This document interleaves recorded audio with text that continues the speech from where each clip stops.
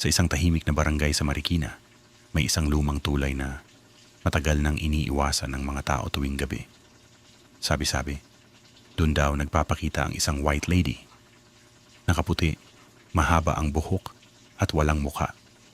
Isang gabi, napagtripan ng magkakaibigang sina Carlo, Jessa at Mika. Napatunayan kung totoo ang kwento. Bitbit ang kanilang cellphone at flashlight. Nagtungo sila sa tulay bandang 2:00 ng hating gabi. "Walang multo, prank lang yan," sabi ni Carlo habang pilit na tinatawanan ang sarili niyang kaba. Tahimik ang paligid, tanging tunog ng hangin at lagaslas ng ilog ang maririnig. Biglang namatay ang flashlight ni Mika. "Guys, bakit ganito?" Nanginginig niyang tanong. Kasunod noon, may nakita silang isang babae sa gitna ng tulay. Nakatalikod, nakaputi. "Uy, may tao," bulong ni Jessa. Dahan-dahan silang lumapit.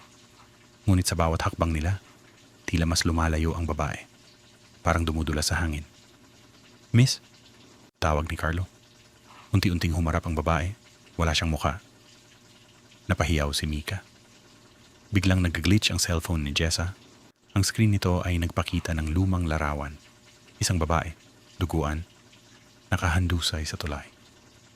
"Yun siya," bulong ni Jessa. Biglang lumakas ang hangin. Nawala ang white lady sa harapan nila at sa isang iglap nasa likod na nila ito. "Bakit kayo bumalik?" Ungol ng isang malamig na boses. Takbuhan ang tatlo, hindi na lumingon pa. Ngunit si Carlo ay nadapa.